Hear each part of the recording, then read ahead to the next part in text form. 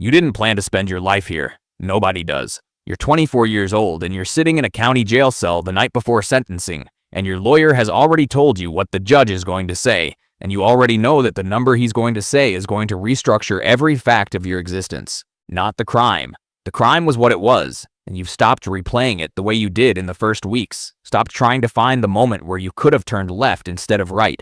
That moment is gone. What remains is the number. 15 years, maybe 12 with good behavior, maybe more if things go wrong inside. And things go wrong inside more often than people on the outside understand, because the outside doesn't really want to understand. It wants to believe that what happens behind those walls is separate from everything else. It isn't.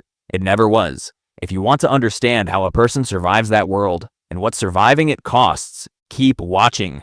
And this is your life. The first thing they take is your clothes. You knew this intellectually. Knowing it and experiencing it are different. You hand over your jeans, your shoes, the watch your father gave you, and you receive in exchange a uniform that has been worn by men you will never know, and you put it on, and in the putting on of it, something shifts that you don't have language for yet. You are no longer a person with a wardrobe. You are a number. Your number is on your wristband and on your cell assignment and on your file, and the institution will use that number more than it uses your name for the next decade. Reception and classification takes 30 to 90 days depending on the state and the facility. They evaluate you medically, psychologically, educationally. They give you a security level, minimum, medium, close, maximum. The evaluation is supposed to be objective. It isn't entirely. Your crime, your record, your affiliations, your geography all feed into a score, and the score determines which facility you go to, which determines almost everything else. The difference between a medium security facility and a maximum security one isn't just physical,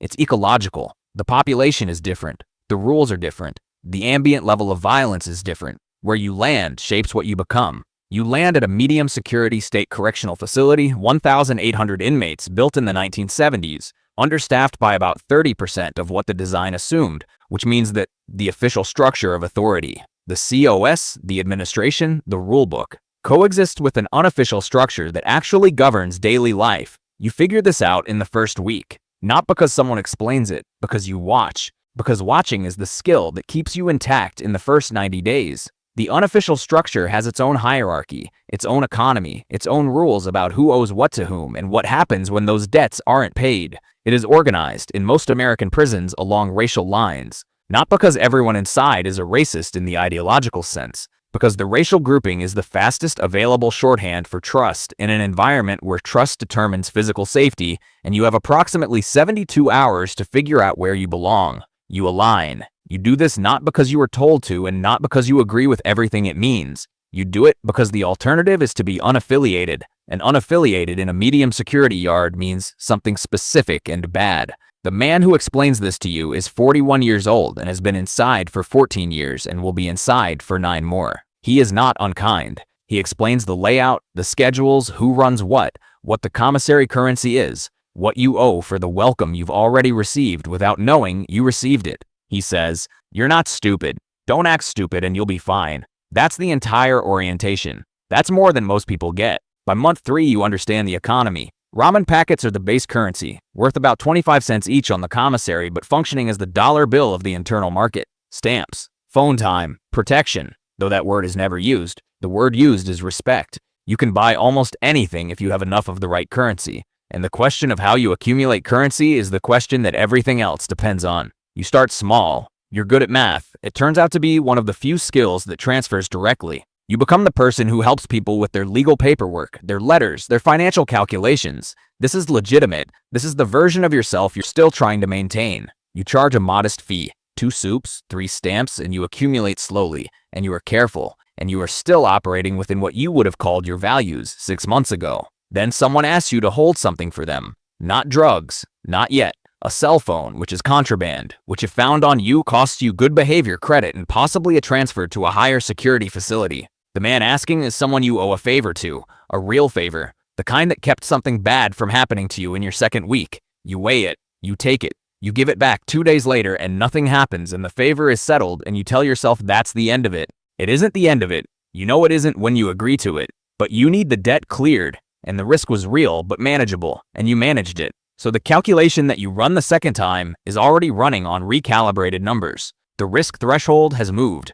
It moved because you moved it, and the next request comes in knowing that. By year 2, you are a different kind of participant. Not dramatically. There's no moment where you crossed a line and felt it. The line moved with you, which is a different thing entirely. You're running a small lending operation, which means you lend commissary goods at interest, which means you need people to enforce collection when borrowers don't pay, which means you are now connected to men whose methods you don't ask about because asking is its own kind of liability. You make enough to be comfortable by the standards of this world. You have good food. You have protection that you don't have to explicitly ask for. You have a reputation as someone who is fair and smart and not to be crossed, and in here that reputation is a form of wealth. Your family still calls. Your mother, mostly. Every Sunday at 11 if you can get the phone. You tell her you're doing fine, which is true in the way that things can be true inside a very narrow definition of fine. You don't tell her about the lending. You don't tell her about the phone you held for 2 days in year 1, or the 4 phones you've moved since then, or the arrangement you have with a corrections officer on the C block who looks the other way during certain transactions in exchange for a monthly payment that he would describe as a loan if anyone asked him directly, which no one does. The CO's name is not important. What's important is that he has a daughter in college, mortgage in a county where property taxes went up 18% in 3 years, and his base salary is $42,000 a year. He's not a bad man. You understand this genuinely, not as a manipulation. He walked into the same kind of gravity you did, from a different direction, and the math that justified his first compromise is not so different from the math that justified yours. You've had this thought. You've sat with it. What it means is that the system produces both of you, and the system benefits from both of you being exactly what you've become. And changing that would require changing the system. And the system is not interested in changing. By year 4, you have a different kind of problem. Someone in your network made a decision that you would not have approved if you'd been consulted, which you weren't, because you had structured things so that you had deniability, which means you also didn't have control. A man on the East Block got hurt. Not fatally, but seriously, and with your name attached to the reason. Even though your hands weren't on him, the debt that caused it was legitimate. The method was disproportionate. And now you have to navigate the aftermath, which means you have to signal that you weren't responsible for the excess while not signaling weakness about the underlying debt. Because if the debt is seen as uncollectible, then every debt you hold becomes negotiable and the entire structure you've built dissolves. You handle it. You're not going to describe exactly how, because some of the how is things you can't undo and have chosen to stop examining directly. What you will say is that it worked. The situation resolved. No one filed anything official because no one inside files anything official about anything if they can avoid it. The CO on C Block heard about it and said nothing, which was its own kind of statement. And you sat in your cell that night and did not sleep well, and you noted this, and in the morning you got up and continued. By year 6, you are someone who other people come to for decisions. Not the official grievance structure, not the administration. People come to you. Disputes about territory, about debts, about disrespect, about the 1,000 daily frictions of 1,800 men living in 400 square feet per person with no ability to leave. You arbitrate. You are known to be fair, which is genuinely true. You are also known to enforce, which is also true. The combination makes you something the institution tolerates because the alternative is disorder, and disorder is expensive and dangerous for everyone including the administration. So there's an informal accommodation where your authority handles certain things that the official structure would rather not have to handle officially. You think about this sometimes. The institution you are inside was built to punish you and to protect the public from you. It has instead incorporated you into its own functioning. You keep order. You provide a service. You are, in a specific and uncomfortable sense, necessary. This is not a comfort. It is just a fact, and you've gotten good at looking at facts without needing them to mean something clean. Your lawyer visits in year 7 with news, a legal development, a case that might reduce your sentence by 18 months if the appeal goes through. You sit across from him in the visitation room with the plastic barrier and the plastic chairs, and you listen to him talk about your release date as though it's the most important thing, and you nod, and you participate in the conversation, and somewhere underneath the conversation you are doing a calculation you don't fully acknowledge to yourself. You have built something here. It took years, and it costs things you'd rather not enumerate, but it exists, and it functions, and it is yours, in the way that very little has ever been fully yours. The outside doesn't have a place for what you've built. The outside doesn't have a place for who you've built it into. 18 months early means the network needs to transition. You spend the next several months doing something that would look, to the right observer, like succession planning. You identify who has the judgment, who has the relationships, who can be trusted to maintain the equilibrium that makes the whole thing function. You pass things along. You do this carefully, because a bad transition harms people you've made implicit promises to.